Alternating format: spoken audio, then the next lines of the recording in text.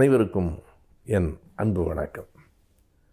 தமிழ்நாட்டில் ஜூலை 15 என்பது ஒரு பெரும் தலைவரின் பிறந்த நாள் என்பதை எல்லோரும் நினைவில் வைத்திருப்போம். செப்டம்பர் 15 அறிஞர் அண்ணா அவர்கள் பிறந்த நாள் என்றால், ஜூலை 15 பெரும் தலைவர் காமராஜர் அவர்கள் பிறந்த நாள். காமராஜர் மட்டுமல்ல, அதே நாளில்தான் தமிழ் கடல் மறைமலை அடிகளாரும் பிறந்திருக்கிறார். எனவே இருபெரும் தலைவர்களினுடைய பிறந்த நாள் இந்த ஜூலை 15. குறிப்பாக காமராஜரினுடைய பணி இந்த மண்ணில் மிகப்பெரியதாக இருந்தது. குறிப்பாக கல்விக்கூடங்களை திறந்ததில் காமராஜருக்கு பெரும் பங்கு உண்டு. எப்போதும் ஒன்றை நாம் நினைவிலே கொள்ளலாம். தமிழ்நாட்டின் வரலாறு என்பதே கல்வி வரலாறு தான். கல்வி மறுக்கப்பட்டதும் அது மீட்டெடுக்கப்பட்டதும் தான் தமிழகத்தினுடைய அடிப்படையான வரலாறு. அதில் திராவிட இயக்கத்திற்கு மிக பெரும் பங்கு உண்டு. காமராஜர் கதர் அணிந்திருந்தவர், காங்கிரஸ்காரர் என்றாலும் அவரும் பெரியாரின் சீடர்களிலே ஒருவர்தான். அவர் அணிந்திருந்த கதர் சட்டை வெள்ளையாக இருக்கலாம், ஆனால் அதுவும் கருப்பு நிறத்தின் இன்னொரு வெளிப்பாடு. எனவே அன்றைக்கு அவர் பள்ளிகளை திறந்தார். இந்த இடத்திலே நாம் ஒன்றை தயங்காமல் சொல்ல வேண்டும். காமராஜர் பள்ளிக்கூடங்களை திறந்தார் என்றால் யார் மூடிய பள்ளிக்கூடங்களை திறந்தார் என்று ஒரு கேள்வி இருக்கிறது.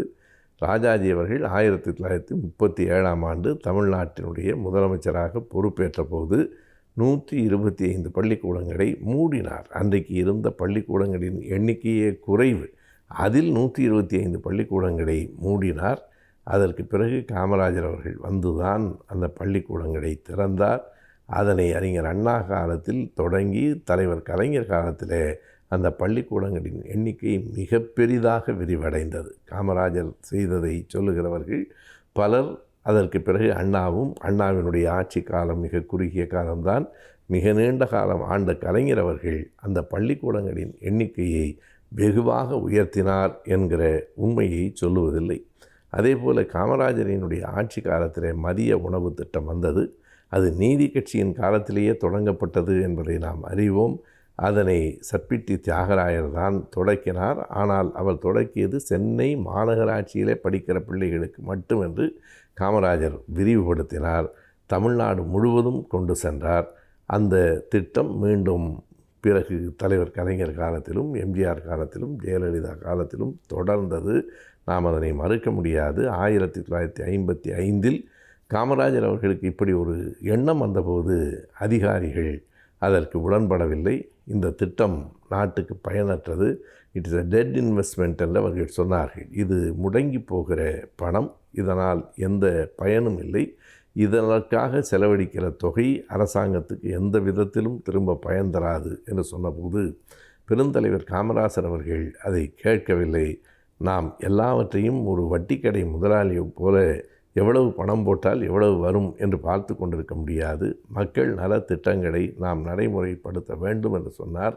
அதற்கு அவரே ஒரு வழியும் கண்டறிந்தார். எப்படி என்றால், மக்களிடத்திலே கேட்டுக்கொண்டார். ஒரு முறை திருநெல்வேலி மாவட்டத்தில் பேசுகிற போது அவர் வெளிப்படையாக சொன்னார், இப்படி ஒரு திட்டத்தை அரசாங்கம் கொண்டு வர வேண்டும் என்று கருதுகிறது.